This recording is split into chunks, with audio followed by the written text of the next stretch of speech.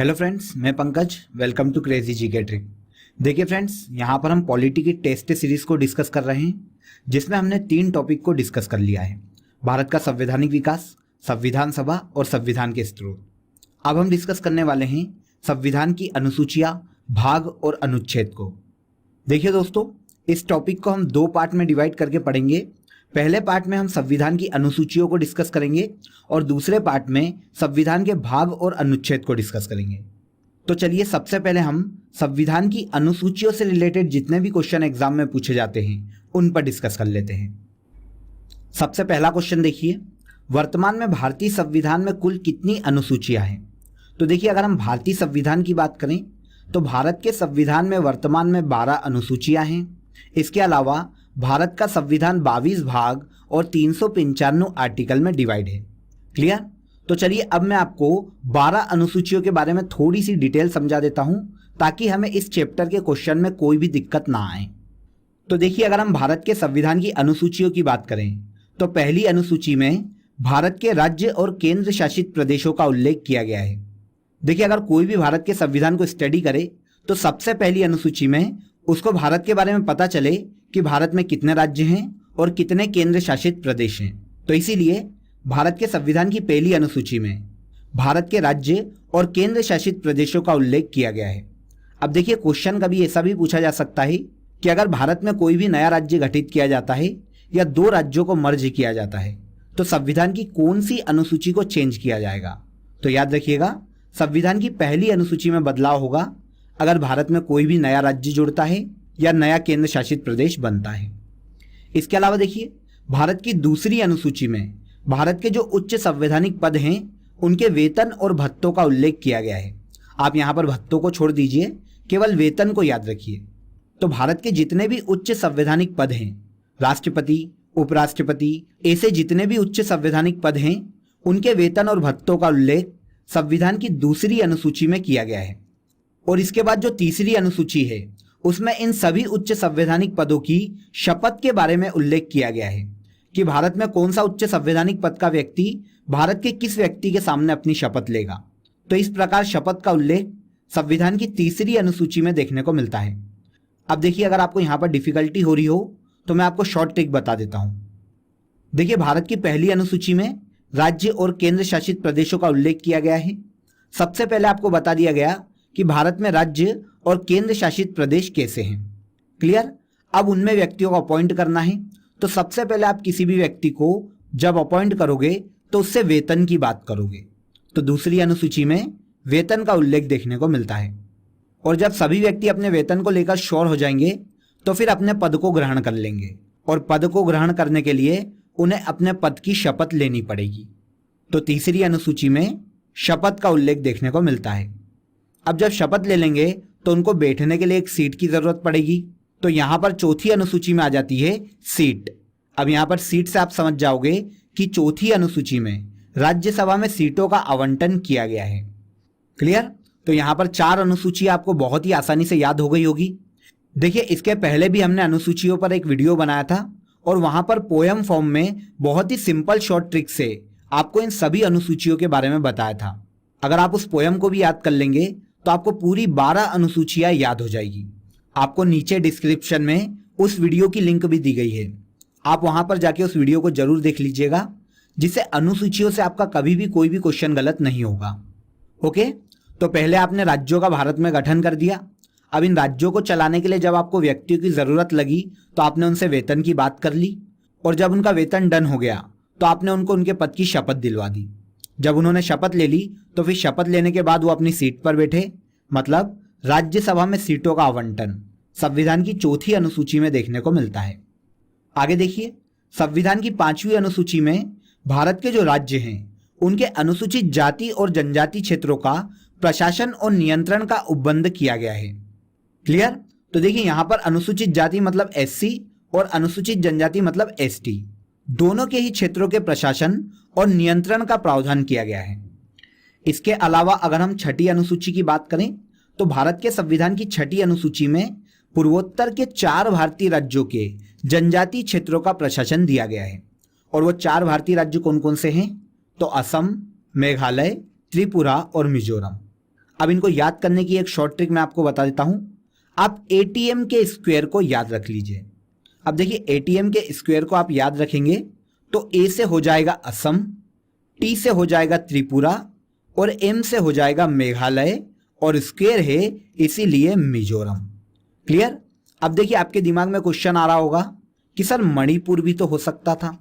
अब अगर इस शॉर्ट ट्रिक को याद करके जाएंगे तो हो सकता है हम मणिपुर को लगा दें, क्योंकि देखिए ऐसा क्वेश्चन जब भी पूछा जाता है तो ऑप्शन में मणिपुर जरूर दिया जाता है ताकि आप कंफ्यूज हो। तो देखिए यहां पर भी मैं आपको एक शॉर्ट ट्रिक बता देता हूं। आप एम स्क्वायर से मे को याद रखिए। मे और इंग्लिश में इसे कहा जाता है मी, तो मे और मी इन दोनों ही शॉर्ट ट्रिक को आप याद रख लीजिए। तो मे से हो जाएगा मेघालय और मी से हो जाएगा मिजोरम। तो मणिपुर उस ऑप्शन में फिर कभी भी नहीं आएगा और आप हमेशा ये क्वेश्चन सही करके आओगे। क्लियर। तो छठवीं अनुसूची में असम, मेघालय, त्रिपुरा और मिजोरम के जनजातीय क्षेत्रों का प्रशासन दिया गया है। इसके अलावा देखिए संविधान की 7वीं अनुसूची की अगर हम बात करें तो इसमें 3 सूचियां दी गई है, संघ सूची, राज्य सूची और समवर्ती सूची। देखिए संघ सूची के विषय वो जिस पर केंद्र सरकार कानून बनाती है, राज्य इस पर कानून नहीं बना सकता। राज्य सूची के विषय वो जिस पर राज्य कानून बनाता है, केंद्र उस पर कानून नहीं बना सकता। और समवर्ती सूची के विषय वो विषय जिस पर दोनों कानून बना सकते हैं, केंद्र भी और राज्य भी। लेकिन अगर कोई भी विवाद उत्पन्न होता है तो केंद्र का कानून अंतिम रूप से मान्य किया जाएगा। ओके।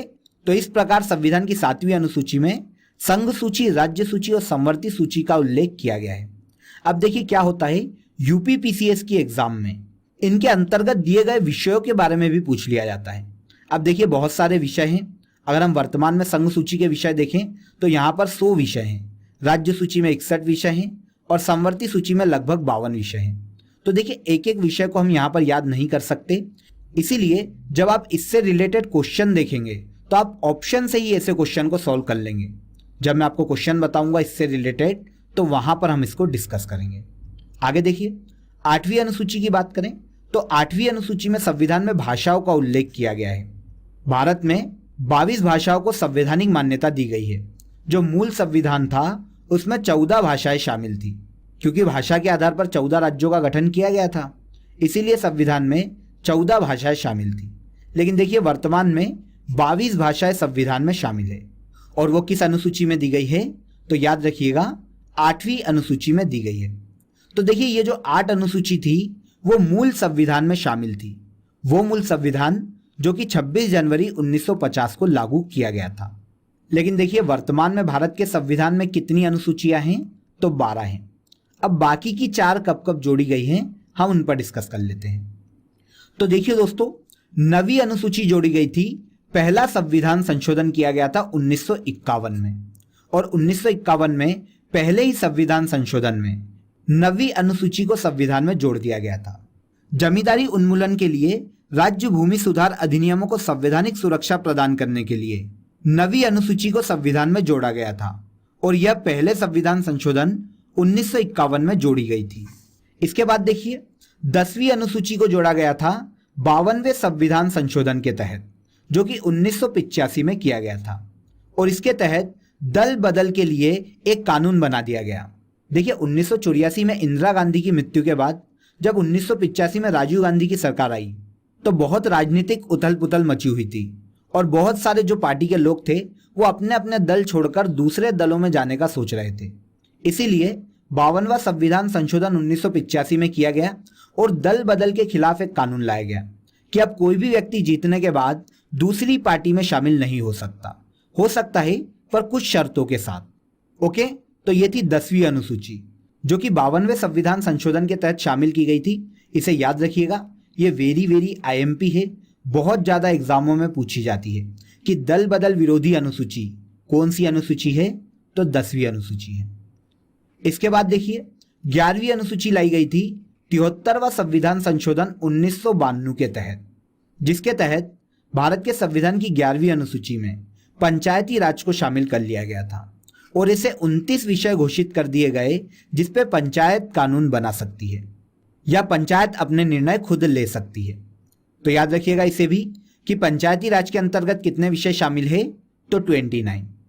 देखिए इसके जस्ट बाद 12वीं अनुसूची लाई गई थी 74वां संविधान संशोधन 1992 के तहत, और इस अनुसूची में नगर पालिकाओं को शामिल कर दिया गया था और इसे 18 विषय घोषित कर दिए गए जिस पर नगर पालिकाएं अपने निर्णय स्वयं ले सकती है। ओके, तो इस प्रकार वर्तमान में संविधान में कुल कितनी अनुसूचियां हैं? 12 अनुसूचियां। आई होप आपको सभी अनुसूचियां समझ में आ गई होगी। देखिए अगर आप इस टॉपिक को डिटेल में पढ़ना चाहते हैं तो इसकी एक ऑडियो क्लिप मैंने बना रखी है जिसकी लिंक आपको नीचे डिस्क्रिप्शन में दी गई है। आप उस ऑडियो को जाके सुन लीजिए, तो इस टॉपिक से रिलेटेड जितने भी आपके डाउट हैं वो सभी वहां पर आपके क्लियर हो जाएंगे। ओके, चलते हैं हम क्वेश्चन पर। तो देखिए वर्तमान में भारतीय संविधान में कुल कितनी अनुसूचियां हैं? तो बहुत ही आसानी से आपको पता चल गया होगा, वर्तमान में भारत के संविधान में 12 अनुसूचियां हैं। तो आंसर हो जाएगा आंसर सी। नेक्स्ट क्वेश्चन देखिए, भारतीय संविधान की 6ठी अनुसूची के प्रावधान निम्नलिखित में से किस राज्य में लागू होते हैं? तो देखिए अभी हमने इस पर डिस्कस किया है और एक शॉर्ट ट्रिक मैंने आपको यहां पर बताई है, और वो शॉर्ट ट्रिक कौन सी है? एटीएम का स्क्वायर। अब देखिए एटीएम के स्क्वायर से 4 राज्यों के नाम 6ठी अनुसूची में आपको पता चल जाएंगे। ए से हो जाएगा असम, टी से हो जाएगा त्रिपुरा, और एम के स्क्वायर से भी मैंने आपको शॉर्ट ट्रिक बताई है, मी या फिर मे। मी से मिजोरम और मे से मेघालय। ठीक है, तो आप यहां पर कभी भी ऑप्शन में अगर आपको मणिपुर आएगा तो आप कंफ्यूज नहीं होंगे। तो देखिए भारत के संविधान की 6ठी अनुसूची में नागालैंड राज्य शामिल नहीं है, तो हमारा आंसर है आंसर सी। अगला क्वेश्चन देखिए दोस्तों, भारत के संविधान की 11वीं अनुसूची में कितने विषय हैं? तो देखिए भारत के संविधान की जो 11वीं अनुसूची है वो पंचायती राज से संबंधित है। भारत के संविधान की अनुसूची में पंचायती राज को 29 विषय पर डिसीजन लेने की शक्ति दी गई है। क्लियर? तो भारत के संविधान की 11वीं अनुसूची में 29 विषय पंचायती राज को दिए गए हैं, तो यहां पर आंसर हो जाएगा आंसर सी। चलते हैं नेक्स्ट क्वेश्चन पर। संविधान की अनुसूची 6 इनमें से किस राज्य में लागू नहीं होती? तो देखिए एटीएम शॉर्ट ट्रिक आप सभी को पता है, फिर से वही क्वेश्चन रिपीट हुआ है, बस थोड़ा सा अलग वे में ये क्वेश्चन पूछा गया है। तो देखिए ए से असम हो जाएगा, टी से त्रिपुरा हो जाएगा, और एम से मेघालय और फिर मिजोरम हो जाएगा। तो मणिपुर इसमें शामिल नहीं है, तो आंसर क्या हो गया? Answer D. सरकारों द्वारा शुल्क एवं कर लगाने का अधिकार संविधान की किस अनुसूची में उल्लेखित है? तो देखिए दोस्तों संविधान की 7वीं अनुसूची में विषयों का विभाजन किया गया है, मतलब केंद्र के विषय अलग हैं और राज्य के विषय अलग हैं, और समवर्ती सूची के विषय भी अलग हैं। तो इन विषय के अकॉर्डिंग केंद्र और राज्य सरकारों के मध्य शक्तियों को बांट दिया गया है, और यह किया गया है संविधान की 7वीं अनुसूची में। तो आंसर हो जाएगा आंसर बी। सरकारों को शुल्क एवं कर लगाने का अधिकार भी संविधान की 7वीं अनुसूची में दिया गया है। पंचायती राज विषय निम्नलिखित में से किस सूची में सम्मिलित है? तो देखिए दोस्तों ऐसे क्वेश्चन को हमेशा आप ऑप्शन को एलिमिनेट करके ही कर पाओगे, और बाकी आपको ऑप्शन ऐसे ही दिए जाएंगे कि ऑप्शन देख के ही आपको समझ में आ जाएगा कि वो विषय किस सूची से संबंधित हो सकता है। तो देखिए अगर हम पंचायती राज की बात करें तो ये राज्य सूची का विषय है, तो यहां आंसर हो जाएगा आंसर बी। देखिए यूपी पीसीएस की एग्जामों में केंद्र, राज्य और समवर्ती सूची के विषय पूछ लिए जाते हैं, तो आपको एक बार इन सभी विषय को बुक में देखना पड़ेगा, और बाकी आपको क्वेश्चन में मदद ऑप्शन से मिल जाएगी। चलते हैं नेक्स्ट क्वेश्चन पर। भारतीय संविधान की 10वीं अनुसूची का संबंध है? तो देखिए भारत के संविधान की 10वीं अनुसूची जो कि 52वें संविधान संशोधन द्वारा 1985 में जोड़ी गई थी, इसमें दल बदल से संबंधित कानून का प्रावधान है, तो आंसर हो जाएगा आंसर ए। दल बदल प्रतिरोधी विधायन से संबंधित है संविधान की 10वीं अनुसूची। क्लियर? अगला क्वेश्चन देखिए, शिक्षा जो प्रारंभ में राज्य सूची का विषय था उसे समवर्ती सूची में स्थानांतरित किया गया किस संविधान संशोधन द्वारा? तो देखिए दोस्तों पहले शिक्षा जो थी वो राज्य सूची का विषय थी। 42वां संविधान संशोधन किया गया था 1976 में, जिसे मिनी कॉन्स्टिट्यूशन के नाम से जाना जाता है। इस संविधान संशोधन में शिक्षा को राज्य सूची से हटाकर समवर्ती सूची में शामिल कर दिया गया, तो आंसर आपको मिल गया आंसर सी। 42वें संविधान संशोधन द्वारा राज्य सूची के विषय से हटाकर शिक्षा को समवर्ती सूची में शामिल कर दिया गया था। नेक्स्ट क्वेश्चन है, आर्थिक नियोजन भारतीय संविधान की किस सूची में सम्मिलित है? तो देखिए आर्थिक नियोजन संविधान की समवर्ती सूची में शामिल है। समवर्ती सूची के विषय पर केंद्र और राज्य दोनों कानून बना सकते हैं, लेकिन अगर किसी भी प्रकार का विवाद होता है तो केंद्र का कानून ही मान्य माना जाएगा। ओके, तो आर्थिक नियोजन समवर्ती सूची का विषय है। आर्थिक नियोजन के आधार पर ही केंद्र सरकार द्वारा योजना आयोग का गठन किया गया था। तो आंसर हो जाएगा आंसर सी। राज्य भूमि सुधार अधिनियमों को संवैधानिक सुरक्षा प्रदान करने हेतु सम्मिलित किया गया है। तो देखिए, भारत में जमींदारी उन्मूलन के लिए राज्य भूमि सुधार कानून को संविधान की 9वीं अनुसूची में शामिल किया गया था और यह जो अनुसूची है संविधान में पहले संविधान संशोधन के द्वारा जोड़ी गई थी जो कि 1951 में हुआ था। तो आंसर हो जाएगा आंसर बी। राज्य भूमि सुधार अधिनियम संविधान की 9वीं अनुसूची में शामिल है। क्लियर। अगला क्वेश्चन देखिए, किस प्रधानमंत्री के कार्यकाल के दौरान भारत के संविधान में 9वीं अनुसूची को पुनः स्थापित किया गया था? तो बहुत ही सिंपल क्वेश्चन। अगर आपको यह पता होगा कि भारत में पहला संविधान संशोधन कब हुआ था तो आप इस क्वेश्चन का आंसर आसानी से लगा पाओगे। देखिए, भारत का पहला संविधान संशोधन 1951 में किया गया था और इस वक्त भारत के प्रधानमंत्री जवाहरलाल नेहरू थे। तो आंसर हो जाएगा आंसर ए। संविधान की 9वीं अनुसूची यह पहले संविधान संशोधन 1951 में जोड़ी गई है। इस वक्त भारत के प्रधानमंत्री जवाहरलाल नेहरू थे। भारत के संविधान की 4थी अनुसूची विवेचित करती है। तो देखिए, भारत के संविधान की 4थी अनुसूची में राज्यों को राज्यसभा में सीटों का आवंटन किया गया है। तो आंसर है आंसर ए। राज्यसभा में स्थानों के आवंटन को 4थी अनुसूची में उल्लेखित किया गया है। चलते हैं नेक्स्ट क्वेश्चन पर। भारत के संविधान के अंतर्गत विषय तथा संबंधी सूची के बारे में निम्न युग्मों में से कौन सा सुमेलित नहीं है?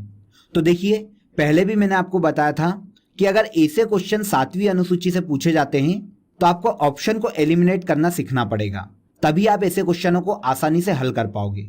अब देखिए, अगर आप इन 4 ऑप्शन को देखेंगे तो आपको शेयर बाजार से पता चलेगा कि यह समवर्ती सूची का विषय नहीं है। कभी आपने सुना है कि शेयर बाजार पर राज्य कानून बनाता है? बिल्कुल नहीं। शेयर बाजार पर केंद्र सरकार कानून बनाती है। तो ये जो है केंद्र सूची का विषय है। अगर हम वन की बात करें तो वन समवर्ती सूची का विषय है। डाकघर बचत केंद्र संघ सूची का विषय है। राज्य में लोगों के स्वास्थ्य की देखभाल राज्य सूची का विषय है। तो इस प्रकार शेयर बाजार केंद्र सूची का विषय है। तो आंसर हो जाएगा आंसर बी। ओके, तो देखा फ्रेंड्स आपने, अगर आप ऑप्शन को ध्यान से पढ़ोगे तो ऐसे क्वेश्चनों को आप सभी बहुत ही आसानी से हल कर लोगे। अगला क्वेश्चन देखिए, दल बदल विरोधी अनुसूची किस संविधान संशोधन के तहत संविधान में जोड़ी गई है? तो दल बदल विरोधी अनुसूची 1985 में होने वाले 52वें संविधान संशोधन के तहत संविधान में जोड़ी गई है। तो आंसर हो जाएगा आंसर सी। और यह संविधान की कौन सी अनुसूची है? तो यह संविधान की 10वीं अनुसूची है। वेरी वेरी इंपॉर्टेंट है, इसे याद रखिएगा, एग्जामों में बहुत ज्यादा ये पूछी जाती है। अगले क्वेश्चन पर चलते हैं। निम्नलिखित में से कौन सा विषय भारतीय संविधान की संघ सूची से संबंधित नहीं है? तो देखिए, फिर से आपको यहां पर ऑप्शन को ही देखना पड़ेगा। देखिए, अगर हम कृषि को देखें तो आपको पता चलेगा कृषि जो है वो राज्य सूची का विषय है। इसके अलावा अगर आप बाकी 3 ऑप्शन देखेंगे तो आपको पता चल जाएगा रक्षा केंद्र सूची का विषय है, विदेश मामले भी केंद्र सूची का विषय है और रेलवे भी केंद्र सूची का ही विषय है। अब यहां पर एक इंपॉर्टेंट चीज को ध्यान रखिएगा कि रेलवे भले ही केंद्र सूची का विषय है, लेकिन अगर रेलवे पुलिस की बात की जाती तो रेलवे पुलिस राज्य सूची का विषय है जिस पर राज्य कानून बना सकता है। तो यहां पर हमारा आंसर है आंसर डी। कृषि जो है वो राज्य सूची का विषय है। अगला क्वेश्चन देखिए, भूमि सुधार किसके विषयों के अंतर्गत आता है? तो भूमि सुधार राज्य सूची के विषय के अंतर्गत आता है। भूमि सुधार पर राज्य सरकार कानून बना सकती है। तो आंसर है आंसर सी। अगला क्वेश्चन देखिए, भारत के संविधान की किस अनुसूची में विभिन्न राज्यों में अनुसूचित क्षेत्रों के प्रशासन और नियंत्रण के लिए विशेष उपबंध हैं? तो देखिए दोस्तों, भारत के सभी राज्यों में अनुसूचित क्षेत्रों के प्रशासन और नियंत्रण के लिए जो विशेष उपबंध किए गए हैं वो संविधान की 5वीं अनुसूची में किए गए हैं। तो आंसर हो जाएगा आंसर बी। देखिए, इसी से मिलता जुलता अगला क्वेश्चन है, भारत के संविधान में 5वीं अनुसूची और 6ठी अनुसूची के उपबंध निम्नलिखित में से किसके लिए किए गए हैं? तो देखिए, भारत के संविधान की 5वीं और 6ठी अनुसूची के जो उपबंध हैं वो अनुसूचित जनजाति के हितों के संरक्षण के लिए किए गए हैं। तो आंसर हो जाएगा आंसर ए। ओके, भारत के संविधान की 5वीं अनुसूची और 6ठी अनुसूची दोनों में ही जनजातियों के हितों का संरक्षण किया गया है। नेक्स्ट क्वेश्चन पर चलते हैं। भारतीय संविधान की 6ठी अनुसूची निम्नलिखित में से किन राज्यों के जनजातीय क्षेत्रों के प्रशासन से संबंधित है? तो देखिए, भारत के संविधान की 6ठी अनुसूची में एटीएम का स्क्वायर है। अब देखिए, क्वेश्चन देख के आपको समझ में आ गया होगा कि यह क्वेश्चन बहुत सारी एग्जामों में रिपीट हुआ है, तो इस क्वेश्चन को विशेष रूप से याद रखिएगा, ये वेरी इंपॉर्टेंट क्वेश्चन है। देखिए, अगर हम एटीएम का शॉर्ट फॉर्म देखें तो अ से असम, टी से त्रिपुरा और M2 के स्क्वायर से मी या फिर में, तो मिजोरम और मेघालय। अब आंसर देखिए, आंसर बी पे आपको देखने को मिल जाएगा, मेघालय, त्रिपुरा और मिजोरम। तीनों ऑप्शन यहां पर आपको इस एटीएम के अंदर मिल रहे हैं, तो आंसर हो जाएगा आंसर बी। भारत की 6ठी अनुसूची में असम, त्रिपुरा, मिजोरम और मेघालय राज्य का उल्लेख देखने को मिलता है। अगला क्वेश्चन देखिए, निम्नलिखित में से कौन सा सही सुमेलित नहीं है? अब देखिए, अगर आप 4 ऑप्शन देख लेंगे तो आप आसानी से आंसर तक पहुंच जाएंगे। अब देखिए, अगर राज्यसभा में सीटों के बंटवारे की बात करें तो वो क्या द्वितीय अनुसूची में है क्या? नहीं, वो चौथी अनुसूची में है, तो आंसर हो जाएगा आंसर सी। राज्यसभा में सीटों का बंटवारा चौथी अनुसूची में दिया गया है, तो यहां पर 3 ऑप्शन सही है और सी नंबर का जो ऑप्शन है वो यहां पर गलत है, और वही हमारे इस क्वेश्चन का सही आंसर है। पहले संविधान संशोधन के तहत भारत के संविधान में कौन सी अनुसूची जोड़ी गई? तो भारत के संविधान के पहले संशोधन में 9वीं अनुसूची को संविधान में जोड़ा गया था, जो 1951 में हुआ था, तो आंसर हो जाएगा आंसर बी। अगला क्वेश्चन है, मूल भारतीय संविधान में कितने भाग, अनुच्छेद और अनुसूचियां थे? तो देखिए, मूल भारतीय संविधान की बात की जा रही है, मतलब वो संविधान जो कि 26 जनवरी 1950 को लागू किया गया था। देखिए, इस संविधान में, भारत के संविधान में 8 अनुसूचियां थी, 22 भाग थे और 395 आर्टिकल थे, तो आंसर हो जाएगा आंसर ए। मूल भारतीय संविधान में 22 भाग, 395 आर्टिकल और 8 अनुसूचियां थी, जो कि वर्तमान में बढ़कर 12 हो गई है। नेक्स्ट क्वेश्चन देखिए, 11वीं अनुसूची किस संविधान संशोधन के तहत जोड़ी गई है? तो भारत के संविधान में 11वीं अनुसूची, जो कि पंचायती राज से संबंधित है, यह 73वें संविधान संशोधन 1992 में जोड़ी गई थी, तो आंसर हो जाएगा आंसर ए। अगले क्वेश्चन पर चलते हैं। 12वीं अनुसूची किस संविधान संशोधन के तहत जोड़ी गई है? तो देखिए, भारत के संविधान की 12वीं अनुसूची, जो कि नगर पालिका से संबंधित है, यह 74वें संविधान संशोधन के तहत जोड़ी गई थी, जो कि 1992 में हुआ था, तो आंसर हो जाएगा आंसर बी। 12वीं अनुसूची, जो कि भारत के संविधान की आखिरी अनुसूची है, 74वें संविधान संशोधन 1992 में जोड़ी गई थी। लास्ट क्वेश्चन देखिए, संविधान की किस अनुसूची में शपथ का उल्लेख किया गया है? तो देखिए, मैंने आपको यहां पर अनुसूची में शॉर्ट ट्रिक बताई थी। दूसरे नंबर पर दिया गया है वेतन। जब आपसे वेतन की डील हो जाएगी और वेतन कंफर्म हो जाएगा, उसके बाद ही आप जॉब ज्वाइन करोगे और फिर आप अपने जॉब की शपथ लोगे, तो तीसरी अनुसूची में संविधान में शपथ का उल्लेख किया गया है, तो आंसर हो जाएगा आंसर बी। ओके दोस्तों, तो बहुत ही सिंपल शॉर्ट ट्रिक से और बहुत ही सिंपल वे में मैंने आपको भारत के संविधान की अनुसूची से रिलेटेड जितने भी क्वेश्चन पूछे जाते हैं उन सभी के बारे में बताया है।